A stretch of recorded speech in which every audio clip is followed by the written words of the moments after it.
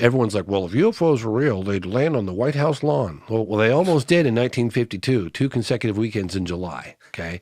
They buzzed the Capitol, they buzzed the White House. Yeah. And we're going to bookmark that. Yeah, very compelling. In fact, we have testimony, never before seen eyewitness testimony of the man who was in the radar room listening to the voices of the military jet pilot that was flying at 500 miles an hour through the darkness, the complete pitch black sky, and is surrounded by UFOs over the Capitol in 1952 in July. Holy shit. The man that was in the radar room. It's phenomenal testimony. Phenomenal. Like he's suddenly surrounded by these little UFOs are surrounding him. What do I do? And they're looking, they could see it on the radar. There's his plane and there's these UFOs all around him. What do I do? You know, they were given the orders to shoot. That's a whole other thing that we can talk about later. But all right, you know what? Fuck a bookmark on this. Hold on a minute. So when you say something like that and you're like, oh yeah, no, 100%. There were 1952, there were UFOs in DC and whatever, and then people hear something about Eisenhower. I'm just thinking of like all the most cynical people out there who are like, what the fuck am I even listening to right now? Let's start with the 52 thing. yes. You're saying that we had witnesses on the ground in DC. Did you say they were all government related, or were there also civilians? Let's start. Well, there. there were civilians too, but they were government related, like pilots and radar operators and Al Chop. I think he was like public relations between UFO. You have to look him up, Al Chop. But Al Chop was in the radar room in 1952 when they scrambled military jets that were doing roughly 500 miles an hour through the pitch black. But these UFOs allegedly do like 12,000 miles an hour or something. Well, my point is this. The pilot was terrified. He was flying in pitch black, 500 miles an hour over the Capitol. And how many had they sighted again? You said so much in there. I want to make sure we're following. 5 to 12 UFOs. I don't know how big many. Are we talking? They were not, they were like, you know, remember they described the Tic Tac? Yeah. They were in that ballpark size, and they were surrounding his craft, flying at 500 miles an hour. They were just, I mean, they were, you know, appear over here, appear over there. And at first, there was 2 consecutive weekends in July of 1952. Anyone can Google it. And at first, these UFOs would appear, they'd scramble the jets, and then as soon as the jets got anywhere near them, they were gone. They're just poof, gone. But at one point, the military jet, the pilot, went after him, and they surrounded his plane. And Al Chop was in the room, and we have testimony on camera for the first time ever, because it was part of an archive. This guy went around with a camera and documented all these historical cases. Thank God. But he never did anything. He never did anything with it. Tom Julian and Project Archive, and I had read about this Project Archive, and I was like, oh my God, footage of Al Chop, footage of this other person. This is unheard of. Nobody's got any of this stuff. And reached out to him, and he's like, no, I don't know what you're talking about. That's just some weird rumor on the internet. I don't have any of that stuff. And I was like, that's kind of weird. So then I was like, well, I'm working with Jacques Vallée. And he's like, you're working with Jacques Vallée? I have the footage. I have the footage. He goes, yeah, I swear to God. As a matter of fact, I do. Yeah, I was like, so can you get me dinner with Jacques Vallée? I said, I'll fly you out, and we'll get together. And so I did. I flew him out, Tom Julian. We had dinner, and he goes, I'll tell you what, I'll make a couple of people. I've got this big archive, but honestly, I've got these other plans for it. I need to actually remember that, because that guy's sitting on some crazy stuff. And I'll make a couple of select interviews from my catalog available to you. And one of them was Al Chop. And Al Chop describes, because the first time ever in the 1952 case over Washington, D.C., where you have a witness that was in the radar room and heard the pilot of the military jet, heard his voice, saw the radar, saw his jet and all the UFOs around it, and listened to the pilot's voice, who was terrified. What do I do? What do I do? They all just stood there in shock. They didn't know what to tell him to do. We sure this wasn't like the Nazis and they just figured some shit out there in World War II and they were left over? So here's the thing. I got to throw it out there. But here's my point again, because I'm going to get back to obfuscation, okay? So what happens? Very compelling testimony, very, military pilots, radar confirmation, visual confirmation, air-to-air radar, air-to-ground radar, ground-to-air radar, all this stuff. Really good case. Of course, none of that made it in Project Blue Book, but that's another story. So what happens? They got to do something. It's making headline news. Google it. Anyone can Google UFOs over Washington, 1952. It's behind you. Yeah. On Wikipedia there. Yeah. There we go. So they form the military. The CIA gets involved. They get a panel called the Robertson panel, intellectual heavyweights, think tank kind of thing. And they get together. I don't know it was, a couple of weeks. We got to figure this problem out. This is a problem, right? We don't have control over airspace. We don't have explanation. They had a it was the biggest news conference with General John Samford since the ending of World War II. It was 1952. I don't know. They probably did that in July as well. You can look that one up. General John Samford gives a press testimony, addresses the nation in uniform, a general. Basically saying, hey, we got these objects. Could be weather phenomenon, or there are these things that we just can't explain coming from very credible people. And, it's a big statement from a military general in 1952. Yes. It's like, wow. So they got this problem. So the CIA gets involved. They get the Robertson panel, 1953, early on in 1953. And ultimately what they say is, well, lying to the public, so many testimonies. All right, tell you what we're going to do. We're going to adopt this policy of ridicule. And that's pretty much how this story has remained covered up for all these years, because ridicule. And it was a policy that was adopted in 1953 by the Robertson panel, and it stuck. How very CIA of them. Yeah, and so that's obfuscation. That's just throw in a bunch of ridicule and jokes and laughs. Like if you think about a military pilot being surrounded by UFOs, being, seen visually, picked up on radar, all that stuff, gun cam footage, there's nothing really funny about that. Yeah. That's pretty intense.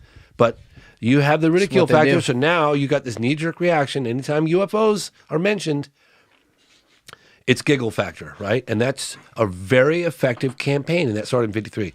So I think that's another one of the reasons why they have changed the acronym from UFO to UAP, and now it's something else now, but it's unidentified aerial phenomenon. And there are other reasons, Why? Because it had baggage.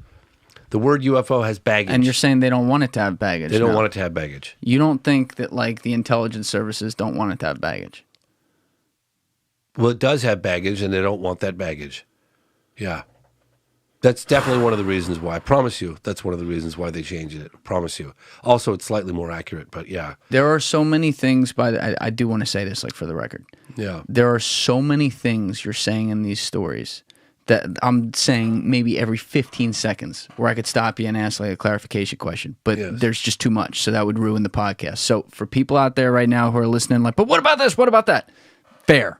We'll have some more podcasts in the future, and we can go look at some holes or some stuff that we had to be another story for another day. Yes. And we will get to that at some point, in the future. I just want to make sure, people aren't just, some things aren't at least being questioned. But I'm still obviously clarifying on some major things I hear. And so on this last point about the ridicule, I mean, we know it's been covered in here in probably every podcast in America. Little Green Men. That the CIA essentially was very responsible for getting the term conspiracy theory into popular vocabulary after JFK and all that shit, because they wanted people to make everything a conspiracy.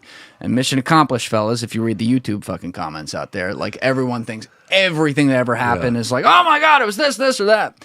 And so it then, you get to cloak the 1% in the 99 of bullshit, and you can just always use the excuse of, well, this one isn't one of the 1%. And so they can do the same thing. And to hear you use that word ridicule for in 1952, 11 years before Kennedy got whacked, right? Yeah. That's very interesting that they were on this topic of the most, I guess, no pun intended, otherworldly, talking about UFOs and stuff, they would want that to be oh yeah, that crazy asshole at the bar talking about this. Yeah, and let me remind your audience, I'm very knowledgeable on what I'm knowledgeable about in terms of the cases and the historical perspective. I don't like read about stuff and then report on it. I go after the firsthand eyewitness testimony, whether it's archival or whether they're still alive. I'm going after it. Okay, I want the firsthand eyewitness testimony. That means the world to me. When I look into a specific case, I stick my teeth into it, and sometimes I'll stick my teeth into it for years. Not like I'm working on that case every day for 5 years, but on and off. You know, the 1952 case, I wanted the testimony from El Chop. Well, guess what? We found it. First time ever. I mean, that's because you have all the newspaper reportings. It's really interesting. You got, 1952, you got Project Blue Book going in full swing. Okay. Yeah. Did they interview the pilot who was surrounded? No. No, they did not. Oh, that's a big hole. That's a pretty damn big hole. But now we have testimony from a guy who was in the radar room describing the pilot's voice, like for the first time ever. They didn't interview the bloody pilot as part of their public Blue Book files. Did you say that you knew that we know who he is? I can't remember that. I do have his name. It's in the phenomenon. I've got a photograph of him with his airplane. And I believe his name beneath it. I'm sorry, I don't remember his name, but it was 1952. But he no statements from him. Hello, he's dead now. Of course, he's dead now. Al Chop's dead now. But I keep thinking El Chapo every time he says that. I know. I'm waiting for like a brick of coke to come out. Al Chop is doing an interview in the '80s, and he's old then, and he's smoking a cigarette during the interview.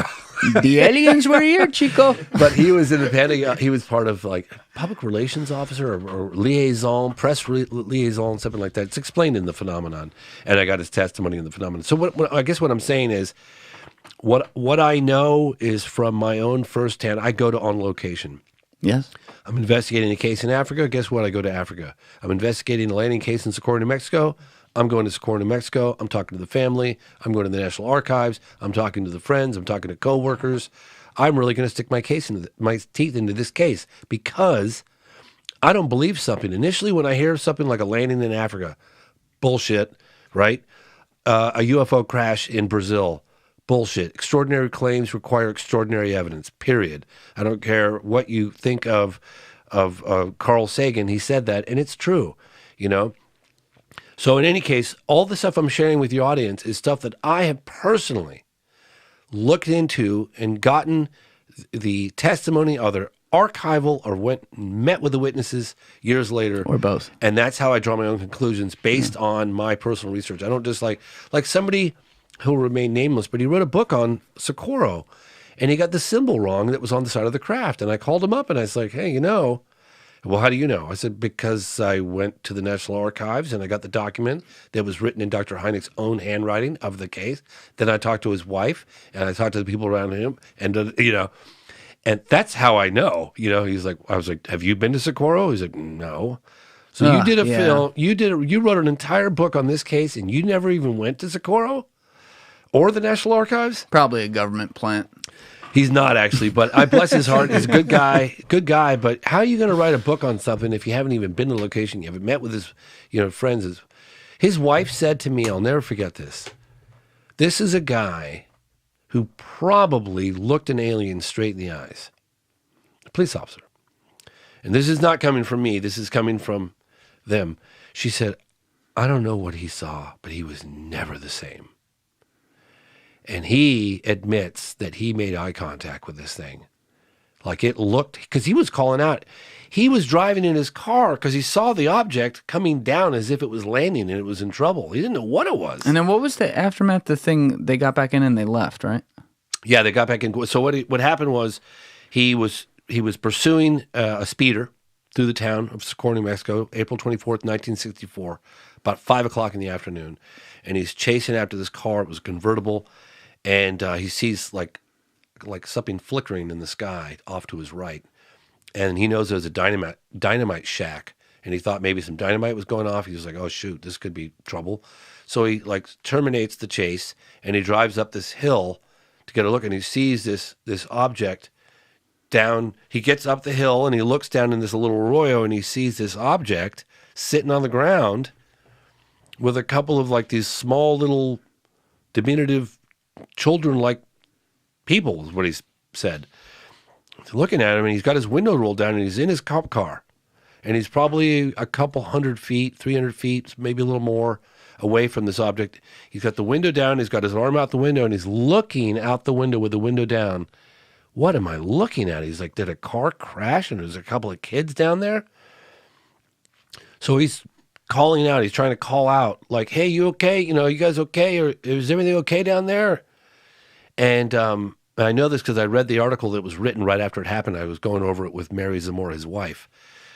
And at which point one of them looked him right in the eyes. And it really, like, I don't know, he didn't talk about any level of communication, if he had any communication, whether he did or didn't, I don't know. But he decides he's going to get a closer look at this thing. And in the process of doing so, he had to lose sight of the object for a moment.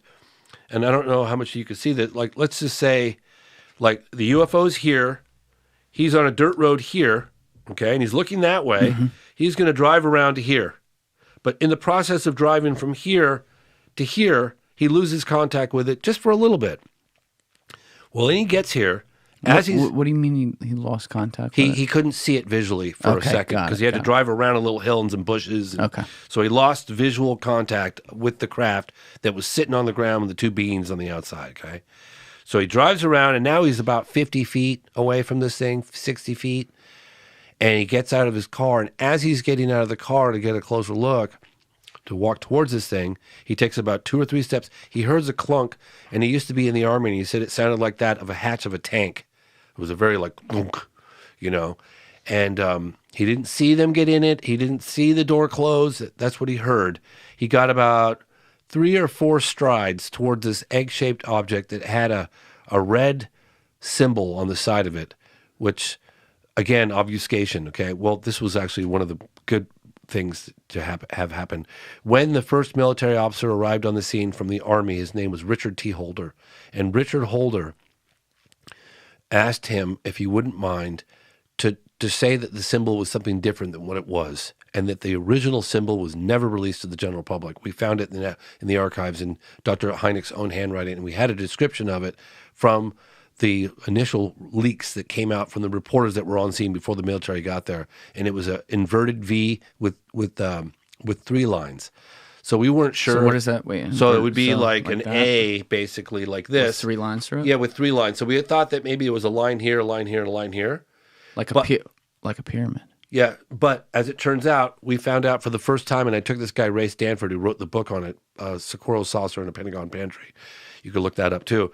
And Ray had been fighting the general public and the UFO community for 50 years.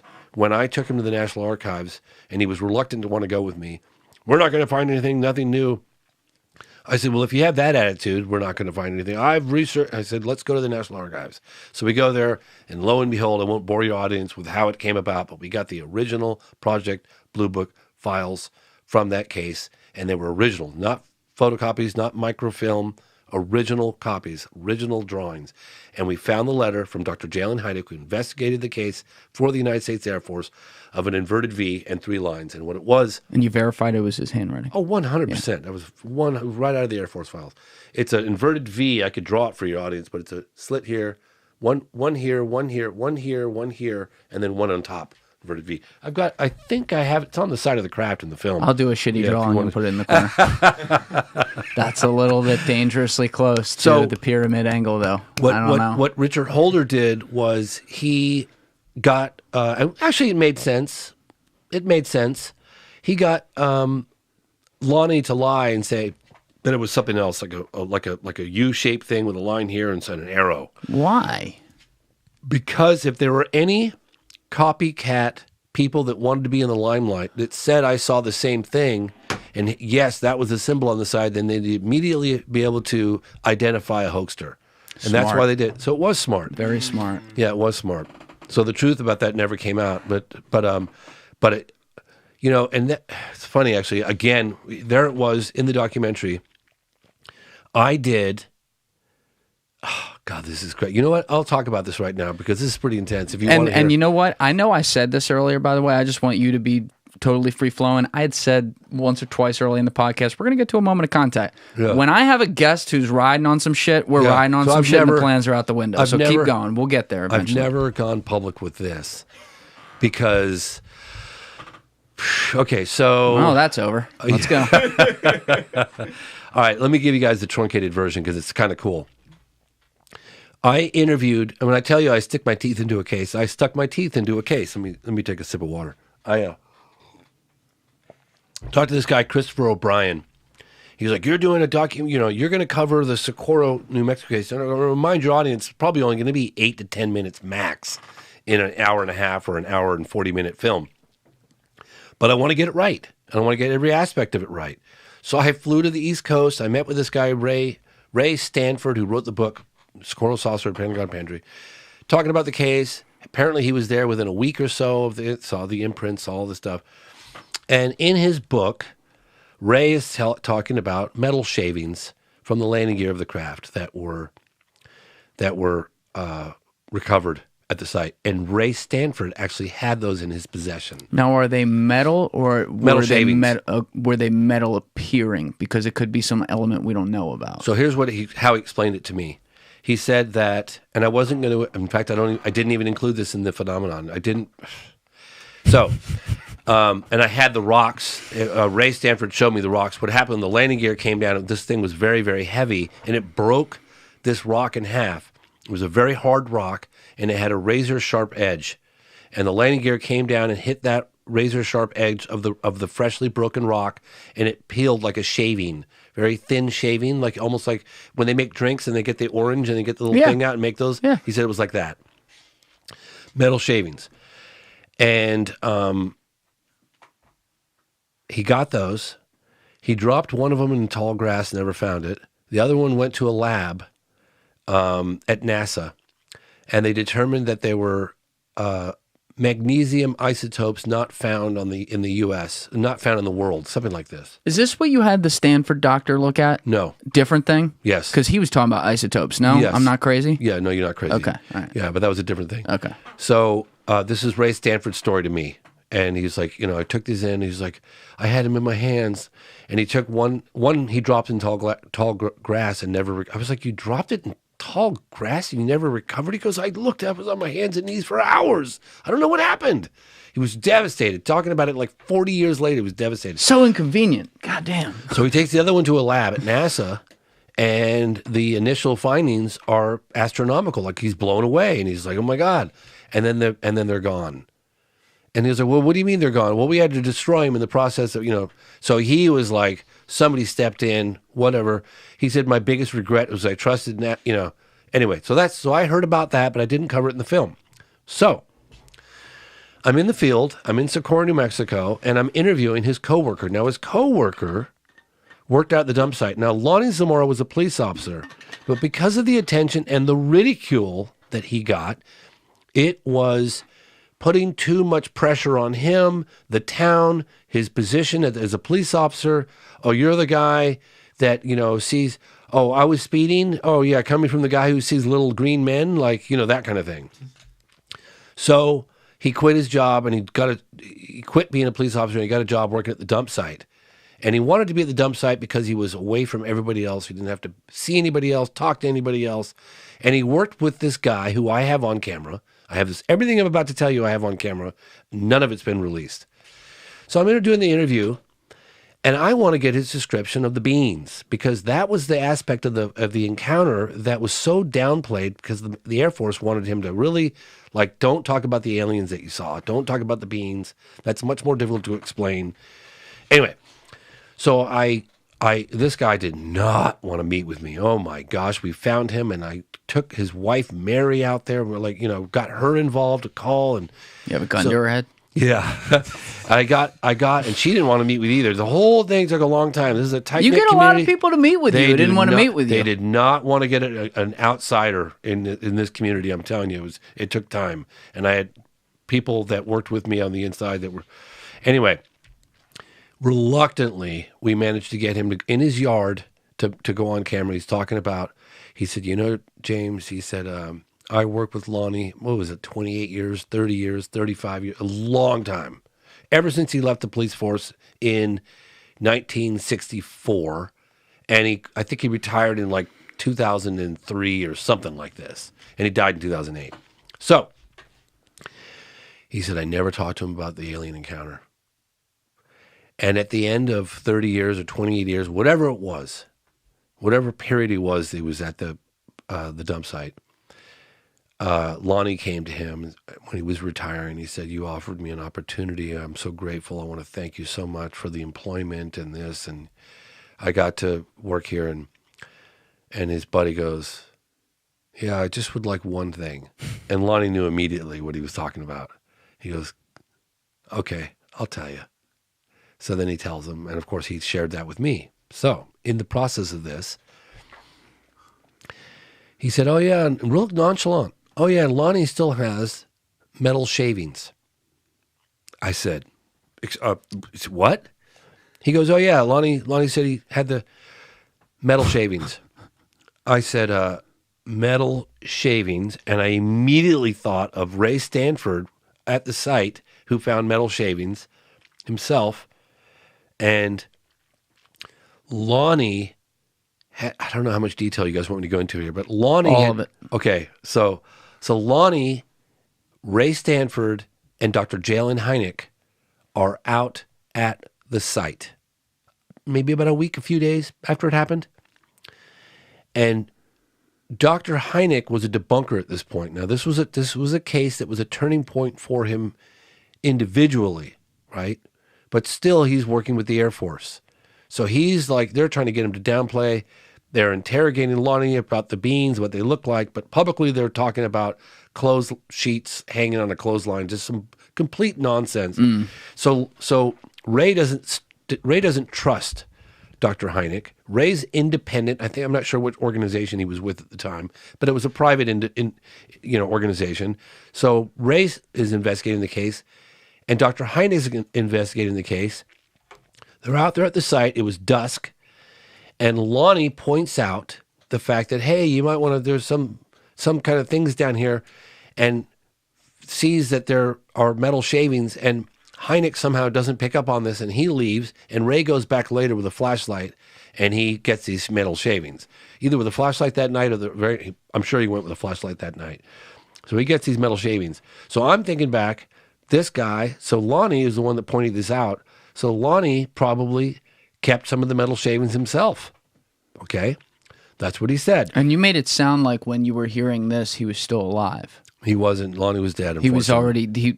Okay, because it sounded different when you said it. I was confused because I know you had said he was dead and you didn't get to interview him. Yeah, well, what happened was that Lonnie gave the account to his coworker at the dump site at the end of his career there. Right. And the guy said, the only thing I want out of is your alien story, right? So he gives him the story, and then he says, by the way, I still have some shavings from the landing gear. Right.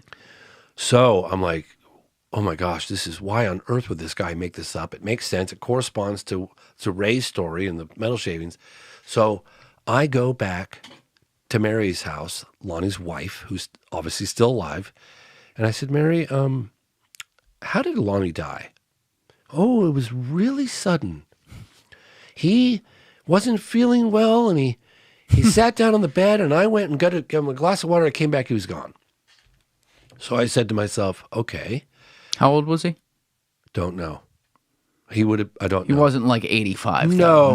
He wasn't probably. elderly. If I had to guess, I would say he's in his 70s, but I'm not sure. Oh, okay. In any case, well, he was like probably 33 or something in 64 or so, and he died in 2008. Maybe he was younger than that. I'm not sure. Anyway, Getting back to the story. So I tell Mary, I think there might be artifacts from a UFO in your house. And she said, well, what do you mean? And I told her the story. I said, look, I heard about it from this guy. I heard about it from that guy. Well, Lonnie always said that Ray Stanford wrote the book on the case. He's the only one that got it right. And in the book, Ray talks about these metal shavings. Now, the guy that your husband worked with for 20, 30 years at the dump site is saying the same thing that Lonnie told him directly. Why on earth would this guy make that up? This guy did not come looking for me. I tracked him down, and with the help of his family, begged and pleaded, and ultimately got him to go on camera. And he goes, oh, yeah, and Lonnie told me about these metal shavings. I said, well, what did he say he was going to do with these metal shavings? He said, nothing, just going to keep them, not going to show them to anybody, just going to keep them. So I'm all, those metal shavings are back at the house. He told his coworker that he had them. So I rented Mary's house, and Mary was probably in her 80s. I said, Mary, I'd like to take your house over for a couple of weeks if you don't mind. And she's like, well, what's going on? And I told her, Get the fuck out. Yeah, we potentially got some metal shavings in there. And there was like garages and little outhouses and like, lots of little apartments.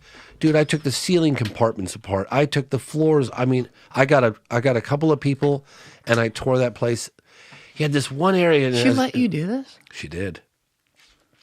I turned that place upside down looking for these metal shavings. Nothing. What I did find was a black duffel bag of letters. And most of them were open. Some of them were unopened. Most of them were open but never replied to. And I'm talking, dude, it was a big bag of letters. And this is from the 60s and 70s and 80s.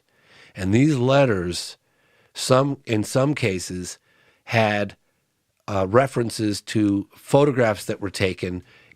Please find enclosed these, letters. And I found these letters like, these are like, God, and Lonnie didn't respond to any of these people. He had this big black duffel bag filled with letters. Well, I featured some of them. I was going to say, you read these, right? I did just a couple of them. There were hundreds. On the documentary. And there were people, and Lonnie would open them up, and he kept newspaper clippings. He kept letters from other people he got. He never responded to any of them. He never went on the speaking tour. He was invited to England. He was invited all over the place. And made no money on it. Made no money on it. Never wanted to really, did just a couple of interviews. That was it.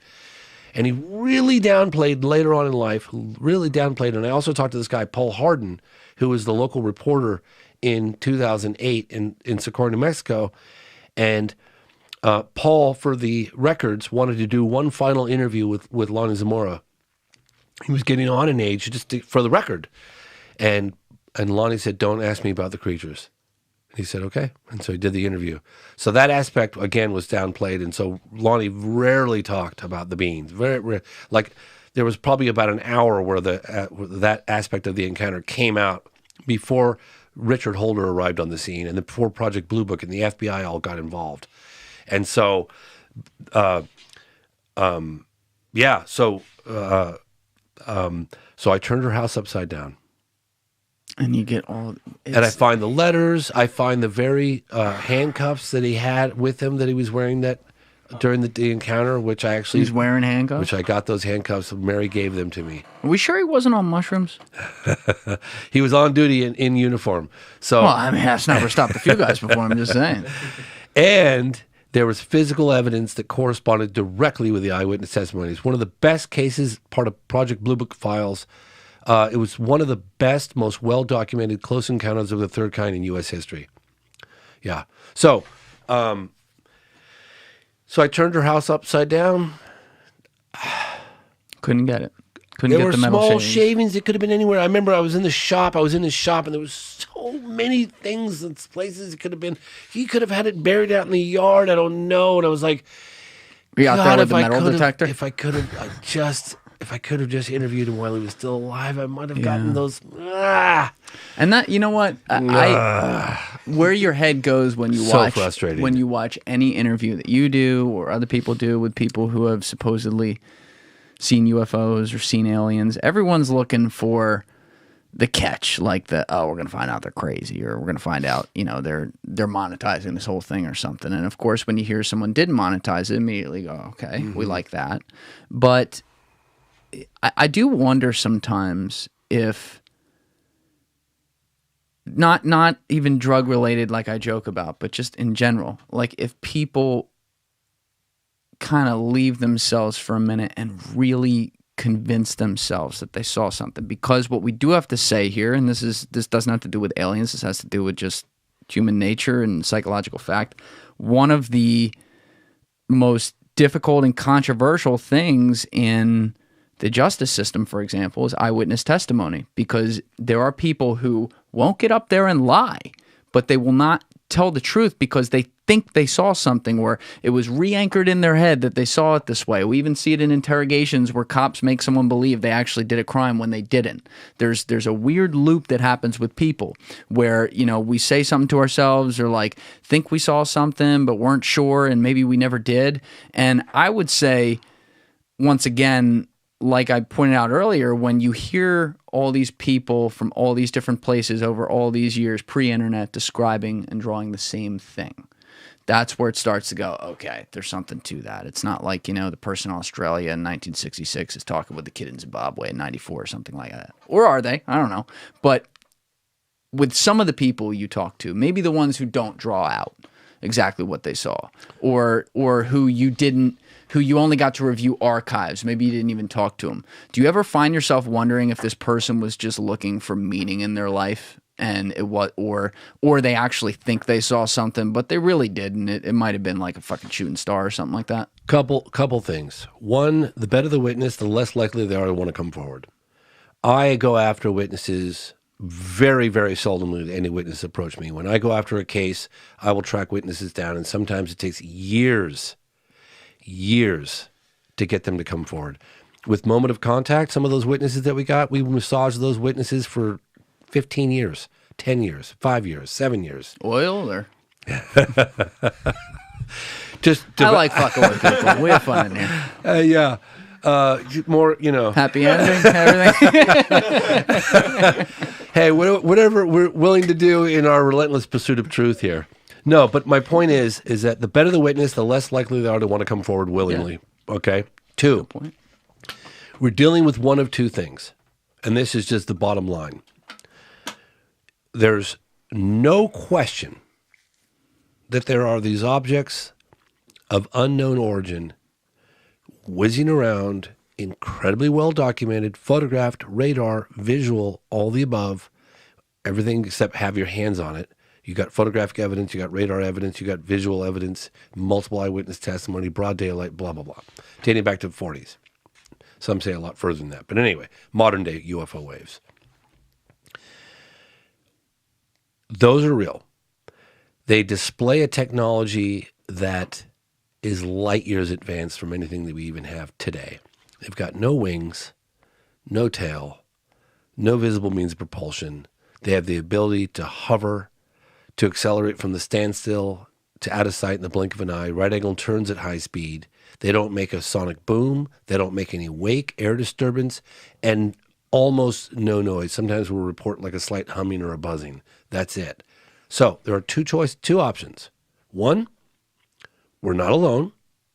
Or 2, some foreign power or the United States has been in possession of revolutionary technology, light years advanced from what we see today, for over 75 years.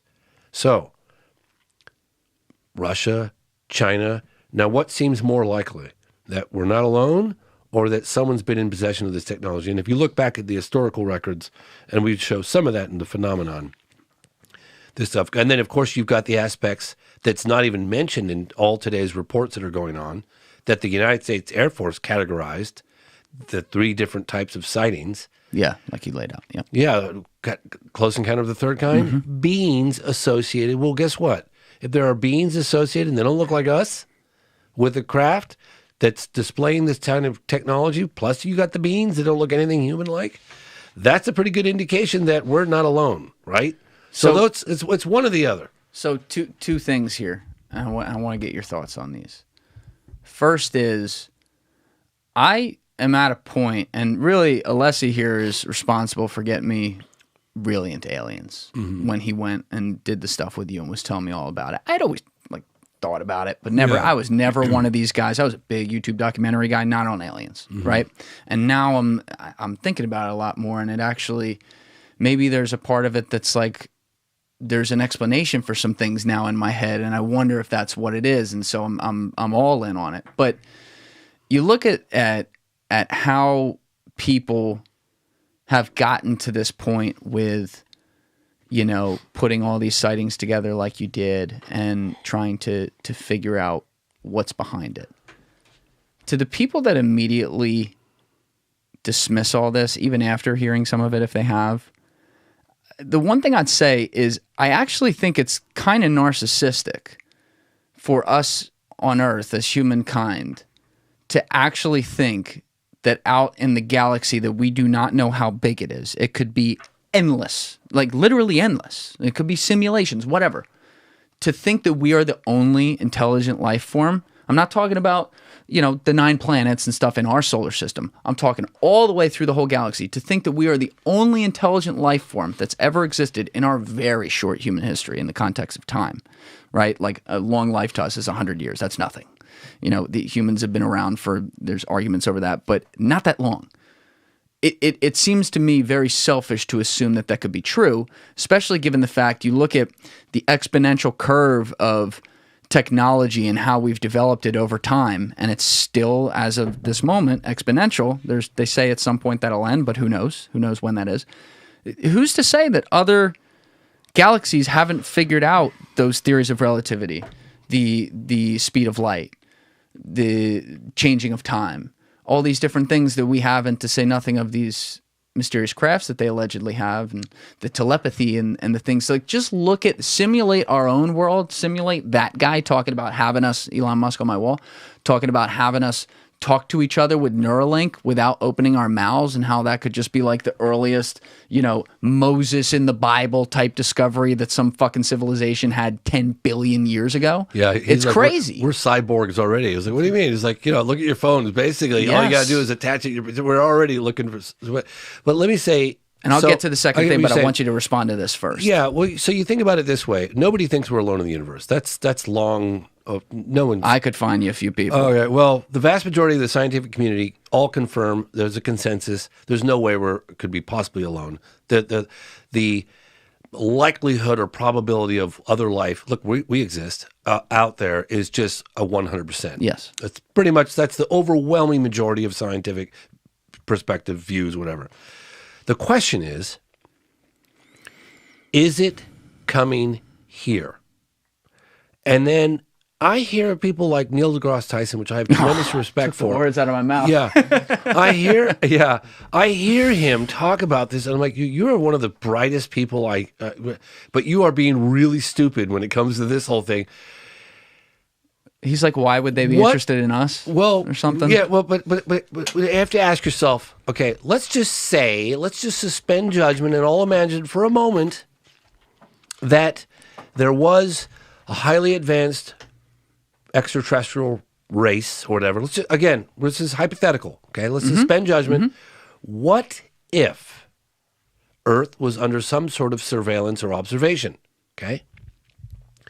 But overt contact wasn't made for whatever reason. I don't know. One can speculate until you're blue in the face, but whatever. So we're under some sort of observation by a highly advanced extraterrestrial civilization, okay? What evidence might we have of that if it were true? Possibly, maybe some photographic, maybe periodically people see it, they slip up, who knows? Photograph it, maybe they pick it up on radar as our technology advances over the last 75 years, more radar data, more sensors, more abilities to pick these things up. The fact that maybe we are under someone's watch. I'm just saying, if it were true, and if that were, what evidence might we have? Well, guess what? We have all of that evidence.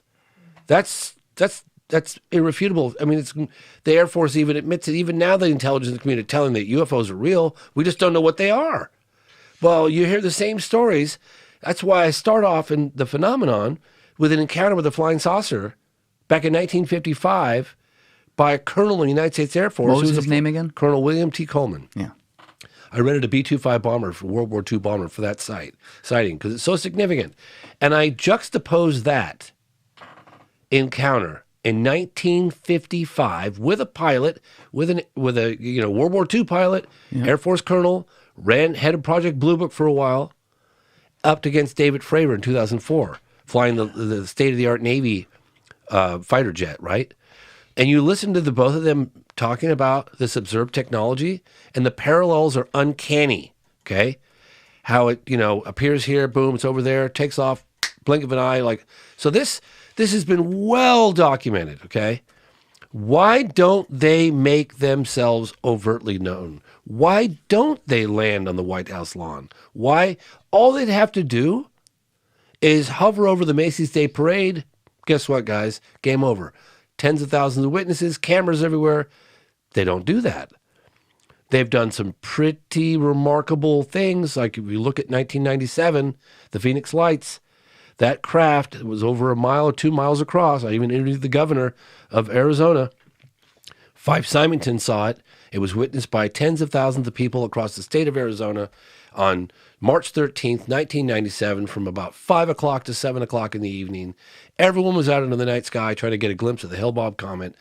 That's a pretty bold move. They didn't land, but there were lots of people that I interviewed that watched this that looked like a floating city. Wow.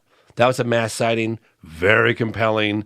That's probably one of the most bold, or what's the word I'm looking for, you know, in terms of exposing themselves potentially. Yeah, overt attempts to, you know. Who's to, by the way, who's to say that they don't have the ability to simulate what's going to happen and see it, or, I don't know, see the future of what's going to happen, and therefore be able to know if they do something like even a little more overt, that there will be enough doubt that no one will believe it. Or not enough people will have cameras out right when it's happening. I'll give you another example. This is I'm always fascinated by this. I think about it all the time. Okay, I'm not really big on alleged abduction cases, okay? However, just because I haven't really, it seems like a slippery slope. What kind of evidence do we have? We just have eyewitness testimony. We don't have any like government data that I know of that could support these, you know, stories. However, there are a handful of these reports, of these cases, that I find incredibly compelling. One of which is Travis Walton. Okay. Tell people about this guy who aren't familiar with Snowflake, Arizona, 1975. I believe it was 75. You can correct me on that one. Great mustache. Yeah, great mustache. Got a strong mustache. Yeah, and there was a bunch of lumberjacks out in Snowflake, Arizona. They were under government contract. They were working late. They were trying to get this job done. I think they were clearing trees for fire hazards, stuff like that. And they worked after hours, and the sun was down, and they were like on a dirt road. It was one of those trucks that had 4 doors, that they had 7 people in the truck. I think it was like 3 in the front and 4 in the back. And they see what they thought initially was a fire. And they were like, damn, it was like a fire. It was a really bright light. There's a movie made about it by a guy named Tracy Torme. I think he wrote it and produced it, directed. No, he didn't direct it. Fire in the Sky? Fire in the Sky. And they see what they thought was a fire in the sky. And as they got closer, they realized it was no fire. It was this. I talked to a lot of the witnesses. One of the witnesses said to me, and it was not Travis. Travis will talk about it as well. He actually put it on a piece of paper. He scribbled it for me on a. All right, so I'll tell you. I'll get to that in a second. So he said, one of the witnesses said to me, and he was working at like a Walmart, and I went and interrupted him because I just had to talk to as many of the other witnesses. There were 7 guys, and I think 2 or 3 of them have died since. So I talked to him, and he goes, James, have you ever seen like a brand new Corvette? Right? And I'm like, where is this going? You ever seen like it's brand new on the showroom floor? I was like, yeah. He goes, it was better than that. It was more perfect. You know, and then he was just describing this thing, and I could see it in his eyes. He was reliving this experience. Like, wow. Like Carlos de Souza at the crash site and moment of contact. Like, you could just see it. It's like their eyes are open, but they're just he was reliving it. And he was like, it was like a brand new Corvette. You know, it's like, wow. So anyway, Travis, 7 guys, Travis goes to get out of the truck and wants to run towards this thing. It's lower than treetop. It's right there. You get hit it with a rock. And Travis jumps out of the truck, and all the guys were like, stop it, Travis, what are you doing? Get back in the car. And Travis he was like, I want to get closer to this thing. He's running towards it against the will of everybody in the truck. They're all screaming at him, like, the hell are you doing? and it starts making a spooling up, like it's spooling up, like it's preparing to do something. It's like some kind of sound is spooling up. That's what they all said. Travis suddenly he thought that he was going to start running towards this thing and it was going to just take off. It didn't do that. It was making a spooling up sound, but he was getting like uncomfortably close to this thing, at which point it starts to make this spooling up sound. Travis gets cover behind a fallen tree, like a log on the ground. He braces himself. He gets down low and he's kind of hovering. Then he decides, he's like, holy shit, this thing is doing something. And like this, and he's like, and they're screaming at him, Al, get back over here, get over here.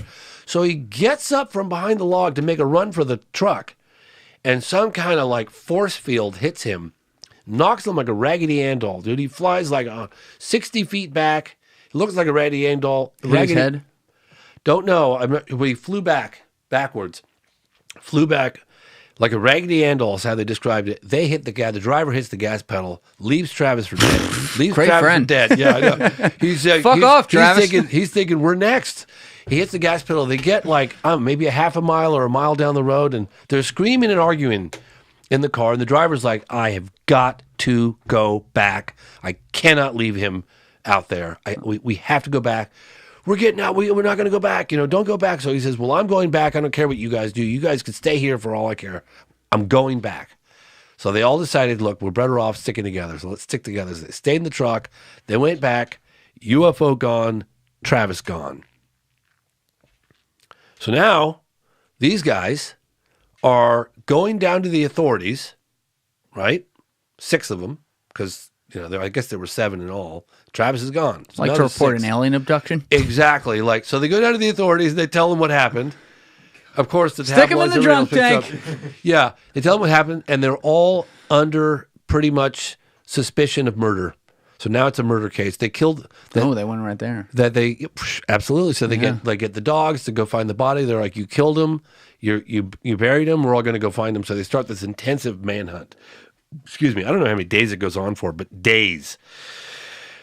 Travis, 5 days later, 6 days later, reappears. He's on the outskirts of town. He's not where he was picked up. He's on the outskirts of town. Now, the reason why I'm telling you this story is because this is something that intrigued me and puzzles me. And you look at what the phenomenon does, but you also look at what the phenomenon doesn't do. If they had dropped him off in downtown, back up. If they had dropped Travis off, and I've been there twice, we're talking the middle of nowhere. If they would have dropped Travis off where they picked him up, he would have died. He would have never made it back alive. Why? It's too far. It's the middle of nowhere, freezing cold. There's nothing out there. There's not one person out there. Not one person. Okay, I've been there twice. I'm speaking from being there. It's cold in November in Arizona? He was in the middle of nowhere. Trust me, he would not have made it back. He was already weak. Okay. So he gets dropped off on the outskirts of town. Now, if they would have dropped him off where they picked him up, he wouldn't have made it. Chances are he would not have made it. Okay, I don't even know how many days he'd been without food. He was weak. And but he doesn't get dropped off in town, because if they dropped him off in town, the likelihood of them being seen, they would have exposed themselves. They dropped him off in an area that was like kind of down in a valley. Came down, and the first thing that he remembers, he woke up. He was on the ground, and he looked up and he saw the craft taking off above him, and it was right near a phone booth. And he makes the call, and all the rest is history. But I always think to myself, they cared about his well-being. Maybe it wasn't an abduction. Maybe it was them. Maybe he got exposed to the force field of the propulsion of that craft, and that knocked him back like a Raggedy Ann doll, and it stopped his heart. They wanted to be like, you good? Yeah, so they took him aboard, and they brought him back to life, and then they dropped him off on the outskirts. So maybe they accidentally hurt. Maybe he got too close, and they didn't shoot a ray beam and try to kill him. Because he doesn't remember. Fill me in on this again. This was a while ago. I heard his podcast a couple of years ago. He doesn't remember anything that happened up there. He does remember about 5 minutes. And what does he say he saw? There's a movie about it called Fire in the Sky. I talked about that earlier, but it's not accurate. Unfortunately, it's accurate up to the point in which he goes aboard the craft, allegedly. He wakes up on blurry-eyed on a stainless steel table. This is from his mouth to my ears. He wakes up on a stainless steel table and he's got these. It's blurry, and he's on his back, and he's just his eyes are blurry, and he sees this like creatures, people. He doesn't know what he's looking at. Like, and he's slowly regaining his consciousness, and he sees these little quintessential alien beings, the grays, I guess the big almond-shaped eyes and big heads, and he's absolutely terrified. He jumps up off the table. He's feeling weak. He grabs some kind of instrument or something that he has, and he's using it as a weapon. And he said he hit one of them as he swiped his hand away. He said he couldn't believe how light it was. Like he thought it would be more mass to it, but it was kind of light. In the gym. Yeah, and he took a very defensive stance against it. He was terrified, and they left. They left the room and they went to the right, and he exited the room and he went to the left. And he said that if you could imagine it was a tunnel, like a long corridor, like a hallway. But it was all one sheet of like a polished aluminum, but no rivets, no welding seam, all smooth, like all one piece. And he said it was hard to breathe, and that his shoulders were rubbing up against both sides of this thing. It was small, and he was making his way through, and he down this hallway, and he looked off to the left, and he saw an opening, and he saw a chair in a big kind of empty room with all kind of these controls on it. And I guess he sat in the chair and he started pushing the buttons thinking, how can I get out of here? And all of a sudden a big three-dimensional field appeared, star chart appeared, and things were moving around. And he thought, oh my God, maybe I'm on a spaceship. I'm going to crash this thing. Well, I don't know what I'm doing. And just then, two human-looking people walk in with these tight-fitting suits on, and they had glass bubbles over their faces. Human-looking. Human-looking. They said they were perfect. It's not like the other... No, and he goes, thank God you're here to help me. Like, Jesus. And he's looking at these tight-fitting suits. How tall were they? 6 feet, 5, 6 feet. I mean, they were human-looking. And he said they were perfectly beautiful. And the man, looked like they were, I don't know, 25, 30 years old. Man. Perfect. They were just gorgeous. A man and a woman. And I said, it was no question it was a woman. And he was talking to them. Thank God you're here. Oh my God, you're here to save me. And they didn't say anything to him. They didn't respond, didn't say anything. And they took him out of the room, and they escorted him down the hallway. And then he came out by force, or like they said, you're coming with me. Yeah, didn't okay. No, it was not non-negotiable. Took him out, and he said he came down like a ramp out of whatever he was in, like if he was in a small spacecraft.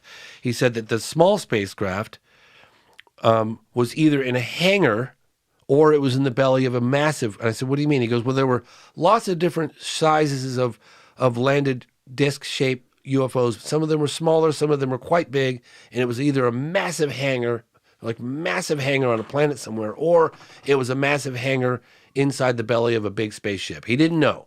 He was just describing what he saw. And they escorted him out. They walked him out, and then I think it was another person that took a cloth or some kind of chemical thing and tried to put it over. He said he put up a fight, tried to stop whatever they were doing. Okay. To put that cloth over, and then and he was trying to fight it. Like he was like, "Are they trying to kill me? What are they doing?" Like he was trying to fight it, but he said, "I was so weak and feeble, I couldn't defend myself." And then he woke up, and the thing was taken off, and 5 days had gone by. Are we sure he didn't like die and like he's kicking Muhammad or Jesus or some shit, and they're like, send him back? Yeah. So all the guys go down into Snowflake, Arizona in 1970. I think it's 75. I'm sorry, I don't have the exact date. It was 75. It was 75. It was 75. Okay. November 5th, 75. Okay. So and they tell the authorities and nobody believed them. Nobody believed them. Of course they didn't believe them. I mean, it's 1975. Yeah. So they all are under the suspicion of homicide. And this is a homicide case, and they started an intensive manhunt for 5 days. They got dogs, helicopters. It's making world news, all this stuff, and they all maintained that story, Anyway. I swear I saw that. I remember that. Rogan had him on, I think shortly after he had you on, but I must have been paying no attention because some of that sounded new as hell to me when you were saying that. Rogan I know. Yeah. Well, I did my eyes closed thing with him, and I know him quite well. And I went there twice to the takeoff to the site. Thank you guys for checking out this clip. If you haven't already subscribed, please subscribe and hit the like button on this video. It is a huge, huge help. And if you'd like to check out this clip's full podcast episode, that link is in the description below or right here. And finally, you can follow me on Instagram and X by using the links in my description below.